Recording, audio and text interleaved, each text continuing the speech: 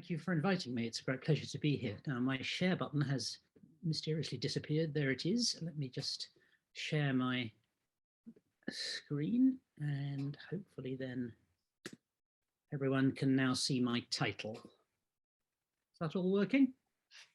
Yes. Good. Thank you very much.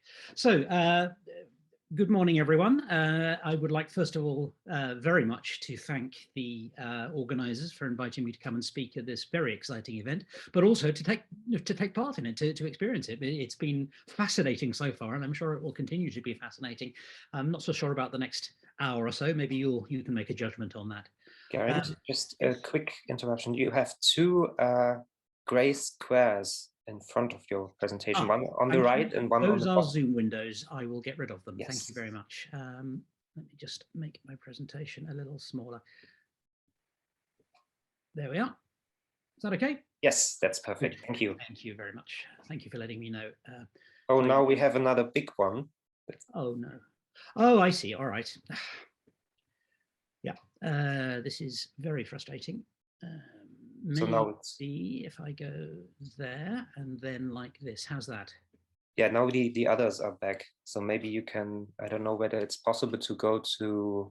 Yes, I understand what's going on. It's not a problem. Yeah, I just have to find the right solution. There we go. Yes. That should now be okay. That's good. Yeah, thanks. Good. Right, I just need to move my screen so that I can see my own notes. Bear with me. There we are. Good, right. All good? Yes. Yes, thank you. Right then, so where am I? I've moved on to the contents in the middle of all of that without meaning to, but that doesn't really matter. So I do need to move on quite quickly. I've got quite a lot to go through today. As I said, thank you very much to the organisers for inviting me. It's great to have an opportunity to fit in amongst all of this really exciting thinking. And I hope what will come out of what I'm going to say here is a certain resonance, really of work that comes from a completely different perspective from most of what we have heard before, but is really well in tune with it, about asking the same kinds of questions with the same kinds of motivations. I'm not going to be able to cite every single connection there that we've had during this very interesting day and a half so far, because there's too much and I don't remember them all. Anyway, I hope you will see them yourselves. So I am going to start with two prologues. The first one is a bit of a rant. This is a keynote, apparently, so I'm allowed to say what I think. And that is restating something that Tecumseh said right at the very beginning, in stronger terms, about the importance of music for cognitive science. And this is something I'm trying to get into all of my talks, no matter who I'm talking to at the moment, even though I suspect people in this particular E-room are convinced of the idea. The second prologue is about the motivation and the methodology for computational modeling in cognition research. And there's a message for this for people who are organizing conferences like this one in the future. This one has managed to get it exactly right, in my opinion, if I may say so. Not every conference does. Okay, then we're going to have a little interlude to talk about expectation and prediction. Then we will talk about the idiom model that Felix kindly referred to in his introduction. That is to give my particular perspective on that very successful work, which was indeed mostly due to Marcus Pearce, entirely due to Marcus Pearce, I guess one can say, and when he worked in my lab, and where that has led from then on. And then I'm going to be talking about a cognitive architecture, which is indeed the answer to the question implied by my previous sentence. And I'm going to talk about hierarchical structure discovery in sequential data. And then I'm going to go on to spectral knowledge representation. Okay, now all of this is very abstract. It's mathematical. I'm not going to talk about mathematical detail here. I'm going to give analogies to explain how things go on. And then I'm going to explain how learning can be motivated in this context. From there, I'm going to make a claim that using representations of this kind can lead us very directly to motivations for creative behavior defined in a rather general way. And that's going to be then the end. So as you can see, quite a lot to go through. I hope I'm not going to go too quickly. Right then, I'll begin with my rant. Music, I claim, is unique in human behavior for 5 reasons, and here are the 5. It's ephemeral. Music does not exist as an object in the world, and writing it down doesn't count. That's not the music, it's a representation of the music, and is therefore entirely dependent on the mechanisms of memory for its cognitive effect. Okay, so that's one of the reasons why it's unique. We can't do music without memory. It is, in a sense, an epistemic. Now, what I mean by this is that essentially, except in very unusual circumstances, which are a bit like onomatopoeia in language, music does not have denotational meaning. I cannot say my cup, whoops, there we are, my cup has moomins on it in music. In the way that you can in language and in the way that you can very clearly demonstrate visually. So music is an epistemic, which means that there is no need for a world model in music. And from the perspective of AI, at least, I think from the perspective of psychology as well, this is very important because it means there's a whole bunch of stuff that language needs, background stuff, that music does not need, which makes music a more direct window into the mind than language. Music is autoamphoric. It can refer, but it refers in a different way from language. So reference is a really important part of cognitive process, and we need to be able to explain it. So music perhaps can give us a way into that, which again is not clouded by this issue about world knowledge and denotational meaning. Music is essentially cultural. It's a cultural artifact, and it requires enculturation to be understood. So it has commonalities with lots of different cultural things in that respect, which therefore means it's evidently dependent on learning. It's extremely unlikely that music as a whole would be an evolutionary outcome, at least not a direct biological evolutionary outcome. And then finally, the thing we all know about, the reason we're all here probably, is that music is enchanting. This is borrowing Ollie Bound's word from his PhD. Music engages us in strong, non-conscious and conscious motor and or affective responses, to the extent that they're often involuntary and even unpreventable when we try. So this is a slide that I try to put into every single talk I'm now giving, especially to non-musicians, to explain to them that music isn't just for fun, but that it's something which can be a really valuable tool in research. And it's not just about music, it's about cognition. Okay, that's where I'm starting from. Then I conclude that music is at least as good as language as a means to study cognition and consciousness. For these reasons, it's more necessarily multidimensional. If we study language, we can often get away with words. With music, we can't get away with just one dimension. We don't have grounding in world knowledge, which makes everything much more pure and easy. But it does do many of the same things in memory, it seems, as language and other things we're interested in studying. Similarly, and this is where creativity begins to come in, a listener must reconstruct musical structure based on cues and clues in an audio signal. Okay, finally, the reason we're all here, music is heavily based on prediction, as Huron pointed out in 2006, but as we've been pointing out for somewhat longer than that, and so is he, to be fair. And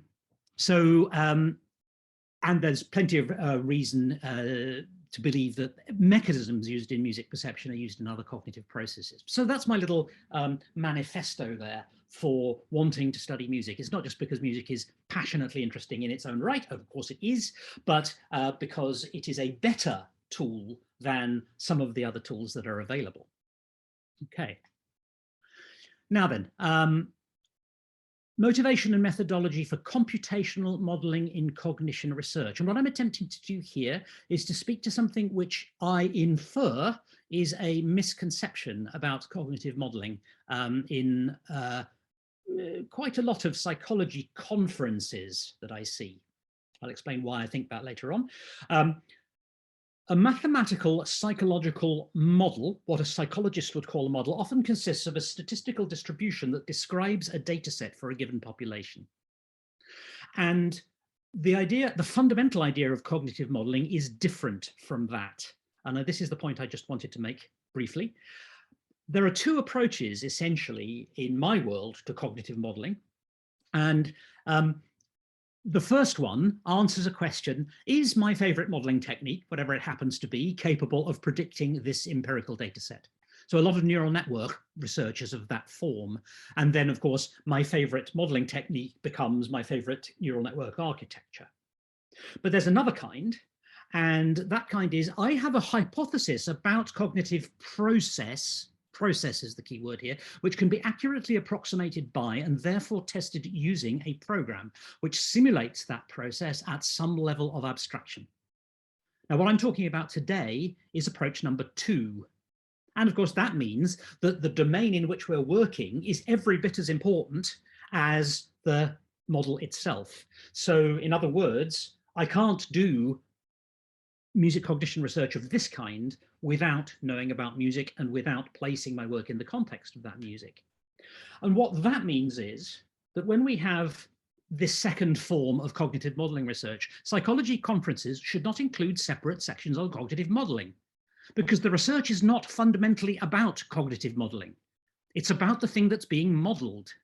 And it's giving new hypotheses, new testable hypotheses about how these things work. Okay. The only context in which you should have a separate session on computational modeling is when you're talking about methodology for cognitive modeling, for computational modeling, and that would be a very nice thing to have. So in other words, type 2 computational modeling results should be reported along empirical studies of the same phenomena. Okay, that's my second soapbox, and I'll get off it now, and I'll start talking about some research. Okay, here is a picture of Marcus Pearce. He was a PhD student in my lab. He is now a successful academic in his own right at Queen Mary University of London. And he, for his PhD, created what I believe is the first full implementation of a predictive model of musical melody. I believe it remains, in fact, the 20 years later, the only such model. So this model has particular features which relate to this conference. It is based on unsupervised implicit statistical learning, and its fundamental operation is based on the idea of prediction. So at all times, whatever it does, it's trying to predict what is coming next in a sequence of things. And those predictions are based locally. So we're talking here about distributions which change over time. That is really important here. It's not just about having a static zeroth order distribution. In fact, it's a mixed order model. I'm going to go into the details of that later. So it produces its output in terms of distributions over pitches and information theoretic derivatives of those distributions. The work was begun in 2000, before the free energy model, I think that is correct to say, certainly a bit after the ideas that motivated the free energy model, but it's based on work that was done even earlier by Conklin and Witten in 1995, which were reported in 1995, but which began in 1990, and continued by Dan Ponsford under my supervision in Edinburgh. Okay, now the reason I'm making this point is because music motivated this work on predictive cognition before it had appeared in a wider literature. And I think that's a nice point to make, that music is a thing which so fundamentally requires this predictive cognition that we couldn't really model it properly without. On the left of the slide, sorry, on the right of the slide, I beg your pardon, there is a brief schematic of this model. It sits in between the audio stimulus and between conscious experience, and it is multi-layer. It represents bits of the signal. I don't know if I can point to this. I hope you can see my cursor now. It represents the data at a particular level of abstraction, which in this case is to do with notes expressed as pitches and times. I will be going deeper than that later on. There is a learning system, which is Marcus's primary contribution, which works in a way I'll describe in a moment. Then there are the generation of expectations expressed as time-variant distributions, note by note. And on top of that, it proved later to be possible to build segmentation systems based on information theoretic work, which work reliably. Here is a description of the model. Many people in the room may be familiar with this. I'm going to go through it quite quickly because I want to get on to the detail of the new work. Okay, so this is an efficient implementation of really quite simple Markov chains, but used in a very complicated way. So first of all, the data is in terms of multi-dimensional symbols. That's to say a symbol which represents is both pitch and time and actually onset time and duration and inter-onset interval. It's possible to select feature sequences from that data. So given this spine of multidimensional things, I can pull out an individual feature like pitch, let's say, and work with that. But I can also combine these things in interesting ways. So for example, I can talk about the cross product of pitch with onset time. I can talk about differentiating pitch along time to give me an interval, and so on and so forth. All of these things Marcus implemented in a real working program, which you can download if you like from GitHub. Okay. There is this essentially a calculus of these things called viewpoints, which allow us to manipulate the representation. I mentioned differentiation and cross product. There's also one which will pick out stepwise different points in the sequence of things on the basis of simulated time. Okay, we have a bunch, therefore, of different models shown here in this box. I'm not going to go into the details of that box, and they're all combined in a very particular way. And that very particular way involves distributions which are multiplied effectively. It's a geometric combination, but they're weighted according to their entropy. And that's Shannon entropy. I'm going to come back to that a little bit later on. In this context, Shannon entropy may be interpreted as unexpectedness. So I'm sorry, as uncertainty. So the things that the model is more certain of are weighted higher than the things that it's less certain of. That's really important. So there's a dynamic, fluid thing going on here about what happens in the model. Okay, so predictions are made by matching a current context with strings in memory. All orders between 0th order and the maximum order available are used. All contribute to the final distribution in a complicated way defined by an existing model from the literature. And the feature predictions then, as I already mentioned, are combined as a linear product. In fact, some weighted by entropy. Okay, we take such a model and we double it up. Oh, there we are. We double it up. And so now we have two models, one of which is exposed to a corpus of music. And notice I'm not saying trained with, it's exposed to, in the sense that there is no training here. We don't tell it what any correct answers are. We merely show it the data, in much the same way as we merely show a small child data about speech, or indeed music. There's a separate model which covers the current piece of music. Those two models, the output of those two models, which is a distribution over each possible space, is then combined separately. Interestingly, it turns out that if we combine all of these things in one go, the model is less good than if we do it in this two-stage part, which suggests that we've got a separate mechanism for long-term and a separate mechanism for short-term, which makes a whole lot of sense if you think about it. Okay, the model is optimized, and this is really important in what comes next. Inefficient viewpoints are discarded. What does that mean? Viewpoints which represent the music in a way that does not lead to an informationally compact model. In other words, idiom prefers representations which lead to the fewest bits per symbol in its model. So it's trying to represent the information that it knows in the most compact, the most compressed way that it can. Okay, results. These are all results from experiments that Marcus led.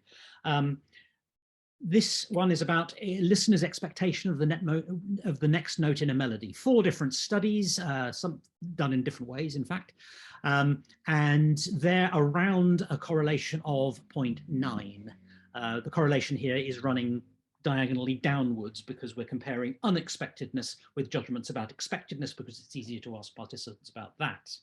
So that's the first set of confirmatory results. The relevant publications are listed on these slides, by the way. Here is some work that I did using the model, which looks at segmentation of the famous piece Syrinx by Debussy, which has been analyzed to death indeed by various different people. And it turns out that many of the sections that are identified by musicologists as salient, or music analysts as salient, are indeed identified as segments according to our segmentation model, which I don't have time to go into great detail about right now. I'm going to talk about it a little bit later. Okay, and then finally, in a 2010 reported study, we looked at the relationship between the predictions of the model, behavioral reports by listeners about their own experience, and neuroscience. And it turns out that we were able to find a connection between expectedness and unexpectedness in these two EEG outputs here. So here we've got little energy, here we've got a lot of energy, and that was consistently repeated across notes that were reported as unexpected by the humans and by the model. So it looks like there's some kind of neural correlate that we can identify. That also produced synchronization, incidentally. This effect here produces synchronization across the entire EEG measurement. Now, I'm no EEG expert, so I'm not going to talk in detail about these things, but there is all evidence here that something interesting at least is going on. So these are the takeaways from idiom that I would like to talk. I've just realized that I can't see my clock here, which is a very bad thing when you're giving a talk. So I'm going to try to get rid of that. There we are. Good. Okay. Now, here are the takeaways that I would like to emphasize here. First of all, minds, I like to call it the mind brain because I'm not quite sure where the boundary is, are sensitive to information. Information is, broadly speaking, new data given what one knows. So information here is a specific technical sense. That's to say we are providing data which was not previously known. And that's according to Shannon, the father of information theory. Information content is one of the measures that we use in idiom, models the feeling of unexpectedness. Multiple studies about that, and that was the graph that I just showed you. Entropy also models reported feelings of uncertainty. Niels Hansen did that work with Marcus Pearce in 2014. I saw that Niels was here yesterday. I don't know if he's here today. I hope so, because it's nice to get a shout out for some very good work. Very difficult to do that study, by the way. Getting at uncertainty is very hard. Okay. One of the things that's fundamental to idiom is that perceptual features can and should be combined, both dynamically and statically. I mentioned already this heuristic that is to do with certainty. So if we're very sure of a distribution, we believe it more. That makes a whole lot of sense in intuitive terms, but it seems to improve the model here. Then the features should be combined also on the basis of their statistical contribution to the decisions that are made. So Tom Hedges did some interesting work with me on this, looking at how we can take these different representations, these different features, and choose to combine them permanently and never use them separately again, or keep them separate or whatever, or have the dynamic combinations. And it turns out that there are various different things we can do. And all of these things could be considered as contributions to learning theory. Okay. Now, here is a strong point that I wanted to make in context of the current wonderful event. Predictive cognition is not just useful for music. Predictive cognition explains in the sense that it forms the basis of why music happens, according to this model. Right? Without predictive cognition, music would not be music as we know it. Yeah, so I think this symposium really captures a fundamentally important thing about music. Okay, that's my background. These are the takeaways that I would like to present from this idiom work. And now we're going to have a little sorbet in the midst of all the difficult stuff. That is, if my forward will work. There we go. Some of you may have seen this before. You can see a dog. You can also see a doggy treat there. It's a small biscuit. And as you can see, the dog is extraordinarily interested in that biscuit. The man who is presenting the biscuit to the dog is a Finn who happens to be a conjurer. And now you know exactly what is going to happen next, right? That biscuit is going to disappear. What I'd like to invite you to do is to look at what the dog does when the biscuit disappears. There's going to be a second dog afterwards, and I invite you to compare the second dog's behavior with the first. Here we go.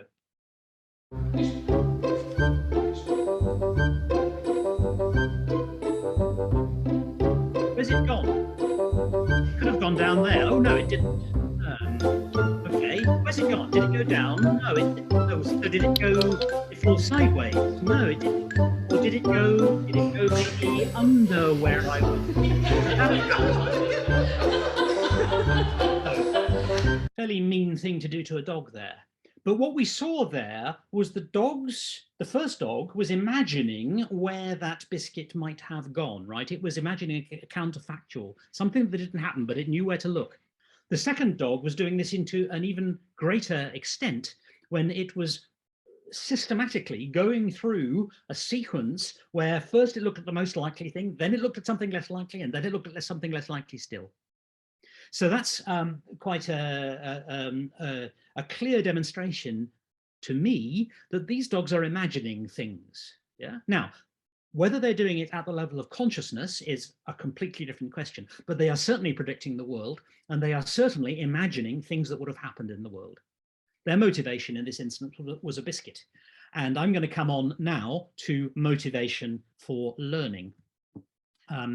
So we've heard already this week about the hedonic curve. I don't recall hearing, but I may be wrong, Wilhelm Wundt's name associated with it in that discussion, but certainly it is associated with it. And Tecumseh, in his opening comments, mentioned this curve in a different context from the one I'm mentioning it in. So this is about information fundamentally. Things that are boring and predictable are not so good. Things that are either unstructured or incoherent, or perhaps too complex, are not nice, and we don't like them very much.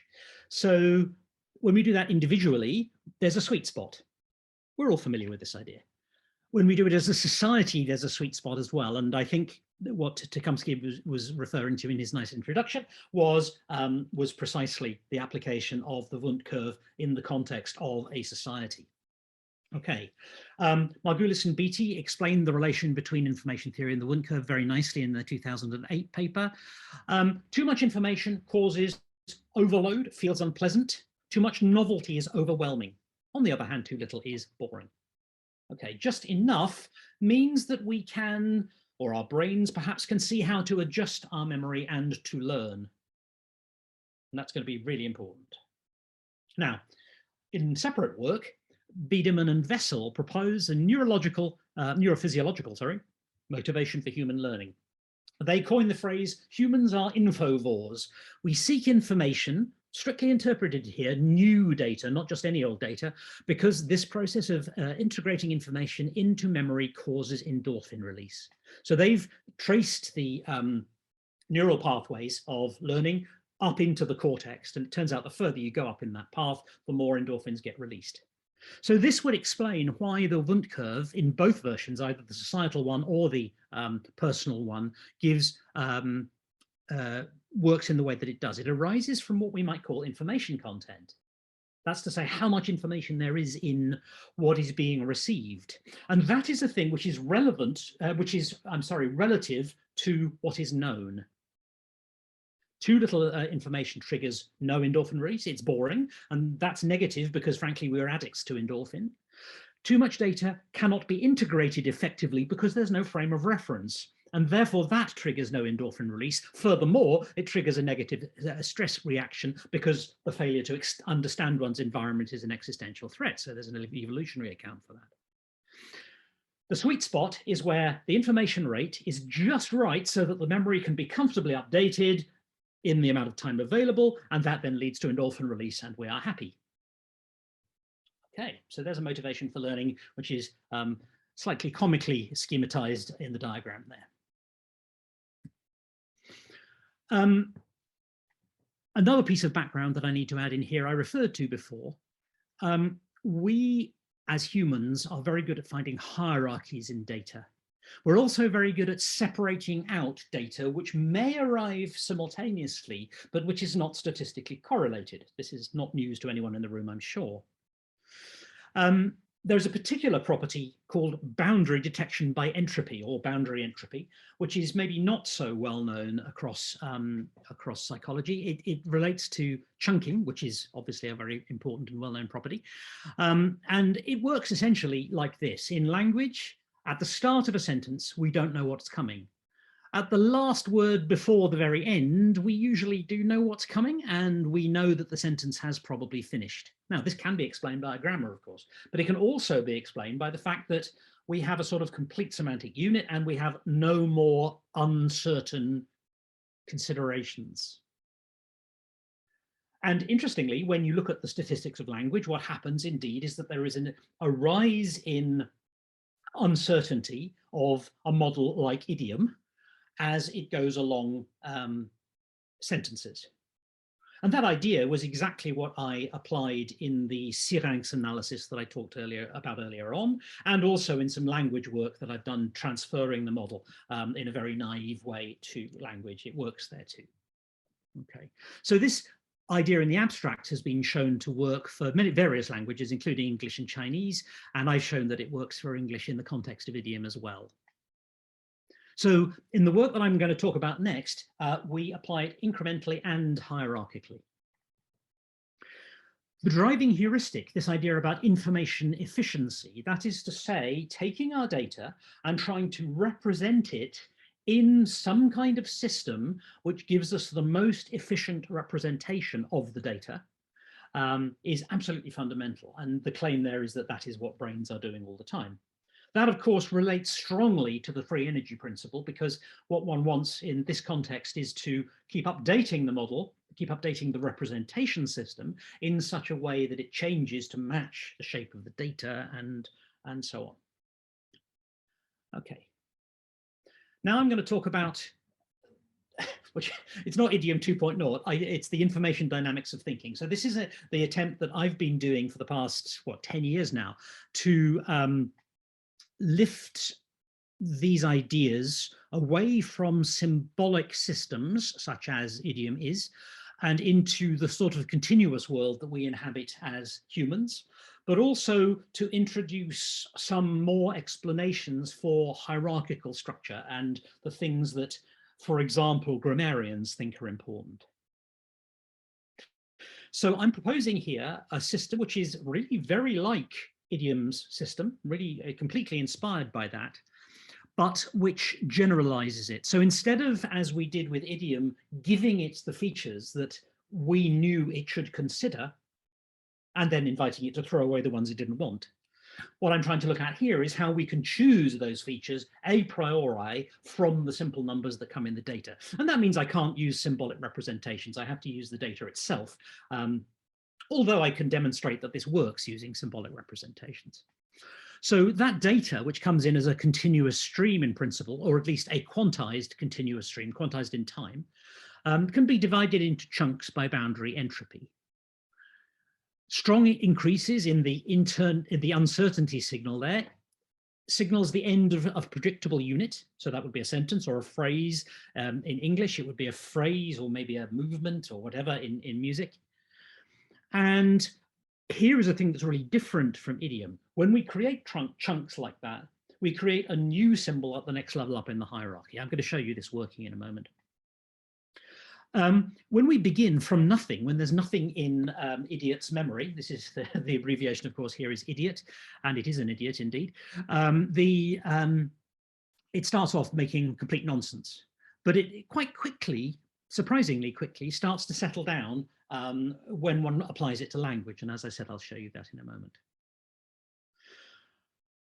So the next part is really quite tricky. I'm talking about working from sound here because I'm interested in an auditory process, and therefore I need to be able to represent waves. In order to represent waves, I need to use a mathematical formalism which goes a little bit beyond what is normally done in AI. And that's to say I need to use complex geometry in Hilbert spaces. I don't really have time to talk about that today, but you'll hopefully, if I have time, see the consequences of it later on. So I'm talking about representation spaces here, which are very like, for example, Geraint Wiggins' conceptual spaces, but they are not based on real numbers. They're based on complex numbers, which means the geometry can be exotic, and they have a direct mapping onto waves, which is an interesting aspect. I'm going to make an outrageous hypothesis later on that comes out of that. Okay. The whole system is still driven by that information efficiency criterion, prefer the representations that give us the fewest bits per symbol. And what is a symbol? Now that I've defined these spaces, a symbol is either a point or a collection of points, that's to say a region in a space. The key features of this model are categorization, segmentation, prediction, and abstraction. I think probably all of these are pretty clear to a psychologist. Maybe abstraction is the one that is good for a bit of extra description. Abstraction is the ability to generalize. Abstraction is the ability to throw away the right parts of a set of data. And in this instance, abstraction is done by looking at statistical separability and statistical correlation. Okay, so that's the overall idea of the model. There is a paper which is annoyingly not cited on that slide, but it's cited elsewhere in this set of slides. Some work was done about this in 2019 on the basis of language, because language is readily accessible and rather easily verifiable.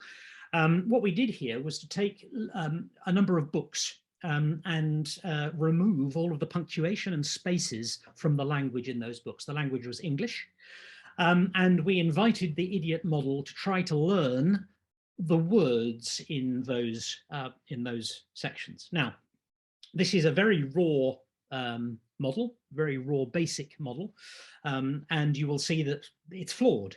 No question about that. But it is nevertheless rather successful at learning the words. So what you can see, I hope you can see in this rather small diagram, is here that we've got some letters along the bottom, and then we've got the groups of letters which are formed by segmentation in the method I showed you, or that I didn't show you, I loosely described earlier. And you can see how they start to form together. When there is a colored symbol like this one here, it's far too small for me to read on my screen, that is a word. How do we know it's a word? Because we have the ground truth of the book from which we extracted this data in the first place.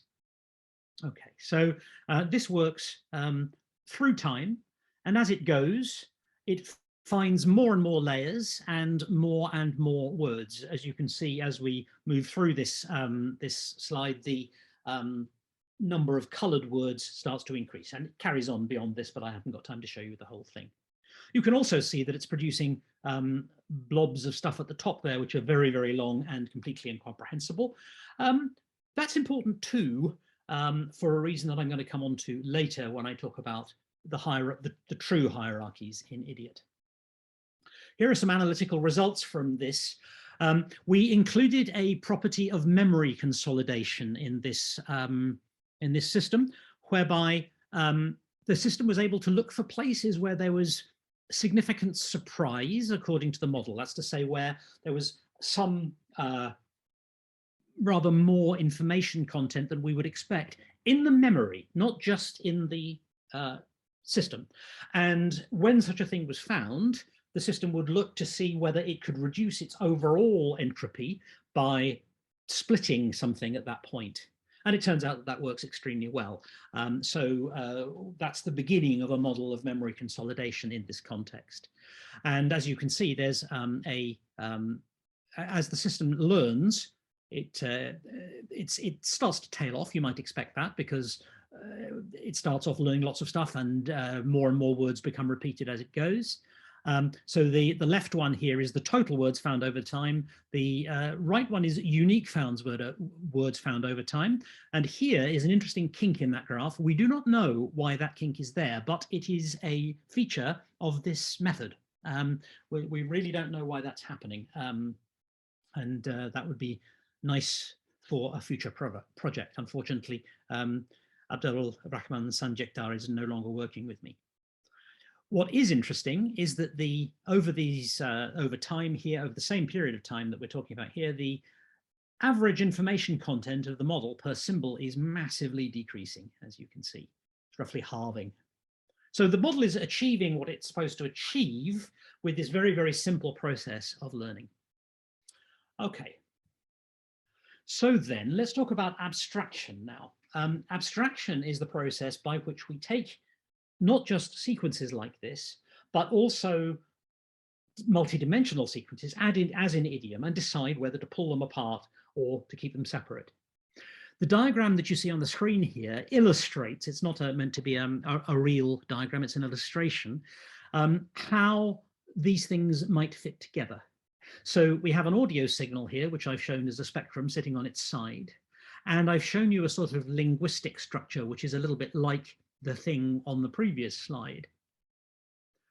And then we have here an audio space. Now, this audio space is directly constructible. It's a Hilbert space where the points in that Hilbert space correspond with the Fourier analysis, or a spectral analysis at any rate, of this audio spectrum. So that's perfectly a standard thing to do in audio engineering. This blue trajectory here corresponds with a time variant function that takes us through this signal. Now, if we chunk that, we can divide our chunks up and we can give a higher level space where those chunks are points in a trajectory. And what we're doing there is we're abstracting, because we're saying that each of these sections is itself going to be analyzed by Fourier and taken to a spectral level, so that then we can have a point that represents each chunk. And this is important because it gives us an account for how we can represent, cognitively speaking, large or indeed small sections of time, as opposed to just infinitesimal moments in a time variant system. Okay. Now, in this example, I've only shown you one path through this hierarchy here, but in principle, there could be more. So particularly in music, we'd have rhythmic structures, we'd have pitch structures, and so on. Okay, I'm going really fast here. I hope it's understandable, because I've only got a quarter of an hour left to get through some more results. So then here, a piece of information in active memory in idiot is actually a wave shape. It's represented mathematically as a point in one of these spaces, but it's actually a wave shape. So then information is memorized by constructing a neural circuit to reproduce that wave shape in an imaginary mapping between this and the brain. This is my outrageous hypothesis that I was talking about earlier. Okay, then, so connections in the cortex would transmit these waves throughout the cortex, as we saw in the results with the EEG study with idiom. Similarly, memory access would then be caused by resonance of one existing circuit with a new transmitted wave. And then the experience of similarity would be caused by a sufficient but imperfect resonance. So there's an account here of how this kind of modeling in terms of oscillators might work. And of course, this relates closely to the work of Ed Large in this area, which is, in my opinion, magnificent work. So what's trying to go on here is that the idiot information criterion is trying to choose the spaces that afford the most predictively powerful description of the learned information. And there you see a direct correspondence with the free energy principle, but specified in a slightly different way. Okay, so that's the idea of how idiot memory would work. Where then does creativity come in? So given such a space, creativity can be thought of as beginning with the choice of a point that has previously not been active. So in other words, there isn't yet a neural oscillator in memory that resonates to it. And from the perspective of the model, that could happen in various ways. You could choose a random point. I don't find that a very satisfactory idea, but you could choose a random point in one of these spaces. You could choose a midpoint between two existing points, which, depending on the geometry of the space, would presumably give you something which had some shared or averaged or something properties. Or you could use the statistical element of the model to predict things that had not previously been seen, such as a biscuit falling from the hands of the magician if you're a dog. And on that basis, the argument here is quite simply that prediction can be the source of creativity. And of course, imagery, as we heard in Freya's lovely talk, can sit right in the middle of that. In particular, imagery would consist in not just choosing one of those points, but in mapping from a point at a particular level in the hierarchy, downwards or upwards, to fill in the details, as it were, or fill in the surroundings of the thing that the initial point was creating.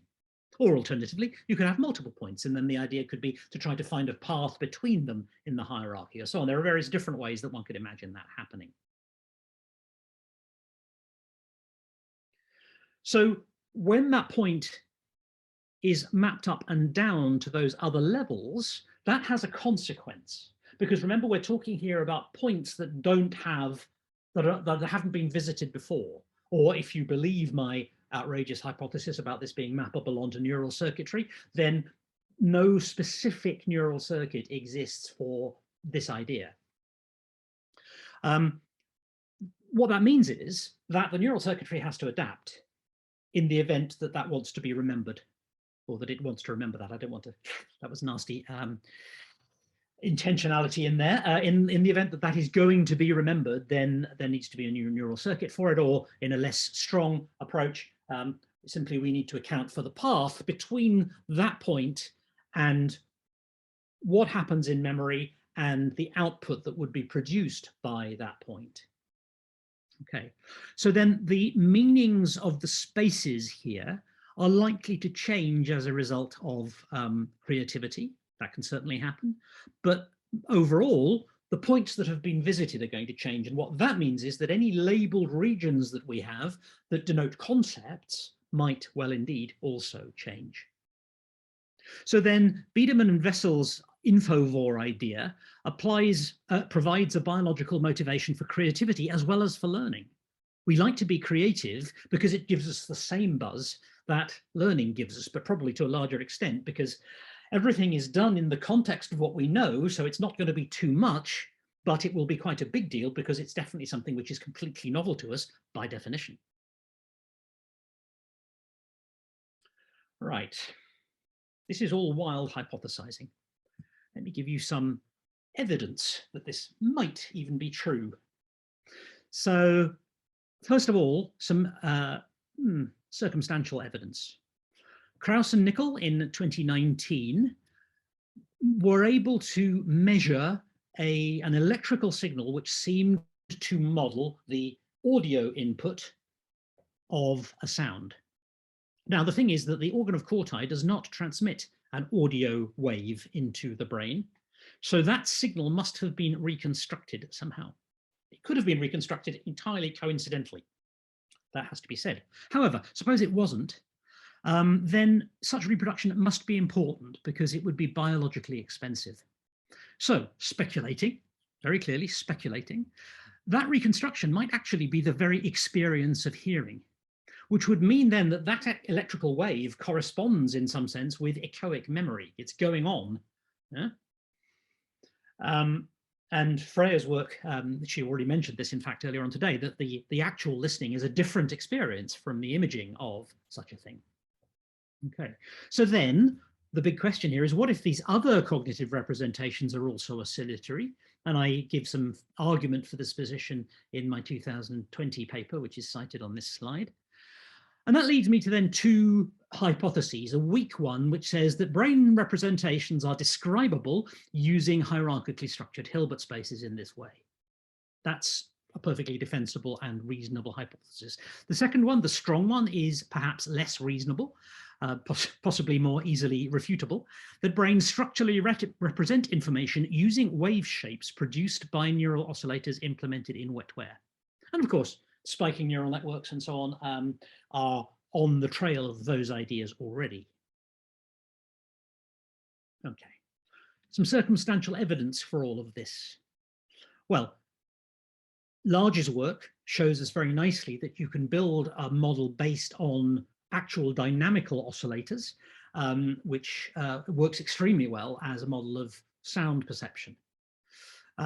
Our approach makes that a little bit more computationally tractable because we're working at a sort of level of description higher, where we're describing the oscillators and reasoning about them rather than actually executing them, which makes this probably more computationally tractable, which is a good thing.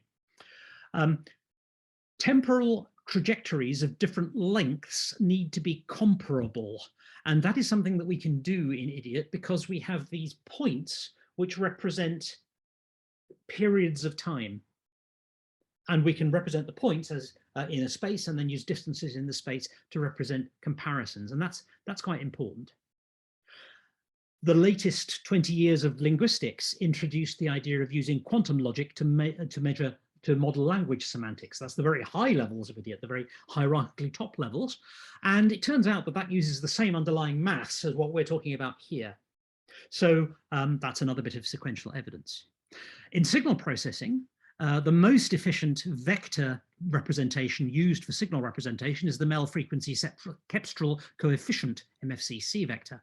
And it turns out that that is applied by taking a Fourier transform of the signal and then applying a cosine transform to that, which is another kind of spectral transform. So this has a close analogy with the first two layers of the memory that I'm proposing. Jerdonforsch's conceptual space is a very successful psychological theory, uses the same kind of geometrical ideas, but instead of doing them in complex numbers, does them in real numbers. Real numbers, of course, are a subspace of the context of the complex numbers. And it turns out that when we do this work, quite often, in order to get the results that we actually want, we need to do our maths in the complex domain, but then map it back to the real domain in order to find the results. So in that sense, this is a conservative extension of Jerdonforsch's work. And the very latest piece of evidence that I found about this is it turns out that if one uses complex representations to represent logical reasoning problems, they become formally less difficult. Things that are not solvable in tractable computational time suddenly become tractable. And it's an interesting property of the difference between brains and computers that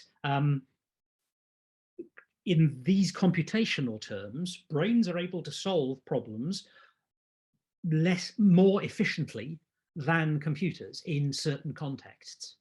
So this could be the reason why. I'm not the only person looking at these ideas, by the way. It's not quite so weird. So I'm going to go very fast in my last 5 minutes because otherwise I won't get through all of this. I hope that's okay. So I'm sure everyone in the room is familiar with this, which is a time variant Fourier spectrogram.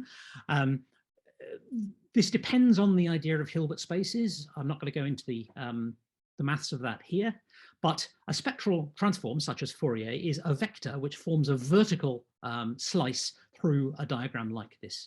And a complex spectrogram is therefore represented as a time sequence of such vectors. So that's like the trajectories in the first layer of idiot. We know that the organ of Corti is not like a Fourier transform. We know that it has oscillators in it rather than filters, and it behaves rather like an opportunistic resonator. We have developed a new method of doing audio analysis like this. Steve Homer, my PhD student, has developed this. It's currently not under embargo because we're expecting to patent it. And this is a method that uses resonances in a way which is similar to, not the same as, the organ of Corti, and produces points, discrete points that tell you the exact frequency of what is going on at any time in a harmonic wave. Okay, so that's going to be the basis of the idiot representation. Actually, I'm going to miss this slide because I haven't really got time. One of the important things about Hilbert spaces is that they are infinite dimensional, which means that we can represent each possible frequency in a sound as, no matter how, in what detailed level, as a separate dimension. And what that allows us to do is to take advantage of the Hilbert space notion of separability, where we can remove subspaces. That's to say, we can group dimensions together to form different spaces. And at the moment, we're looking at doing that, a thing called the H space, which describes timbre rather nicely. I'm not going to go into the details of that. It does, however, give us a cognitive mechanism for source separation, and we had our first results on doing that successfully last week. I want to relate this in my last 3 minutes now, or back to some very early work from music psychology. And I'm going to talk about musical pitch. It turns out that using a fairly straightforward mapping within this space, we can start to predict pitch results rather effectively. What we do is we take each of those tone subspaces that I talked about and map it to a different corner of a hypercube in the spectrum space. So in other words, what we're doing here is we're kind of focusing on the dimensions of the space that correspond with the harmonics of the pitch that we're listening to. It turns out that Pythagorean tuning closely approximates human pitch major scale difference perception and major harmonic chord difference. So Pythagorean tuning, the other tunings do it as well. Just intonation does it too, and even equal. But when you use equal temperaments, you have to be a little more open about what your precision is. So you're familiar, I'm sure, with this wonderful graph from Crum, Hansel and Shepard, 1979. We are able to reproduce that graph directly from our mathematical model like this. I've got no time to explain the details. However, the results match with Crum, Hansel and Shepard's results with a correlation of 0.94 or 0.95, depending on which exact pitch representation, which tuning one is using. And I can put the original result over there so you can see that correlation for yourself. It's pretty good. Better still, oops, sorry, we get the same correlation from the Crum, Hansel and Kessler work on the four-dimensional pitch space. So if we look at the distances in that space, our H-space measure gives us an even better correlation, as you can see. Now, these correlations are there without any kind of statistical learning. It's very likely that the differences between these measures and the empirical results could be reduced by reference to a statistical model that is bending the perception one way or another. And finally, to summarize, I've proposed a hierarchically uniform model of cognitive representation, which is grounded in audio and it's grounded in time in the world. You can't do this statically. It might be grounded in an abstract model of the wetware if you believe my crazy strong hypothesis. We've shown how a model founded in the organ of quartile, let's say, a model that is much more like an ear than the Fourier transform, can model the basics of pitch similarity. So we've got a bottom layer. We've shown that we can model harmonic distance in major chords. So we get that space for free almost. Those two phenomena have been now brought together in a rather nice way. So that suggests our model might be quite a good one. We've got the segmentation too. What we have not yet done is to look at similarity within time, and that's obviously in our plans. So that's where we are in our stack of models we're going to be working on up. Please watch this space for the next results. And here are some acknowledgements and some bibliography in case anyone's interested. And at that point, I'll stop.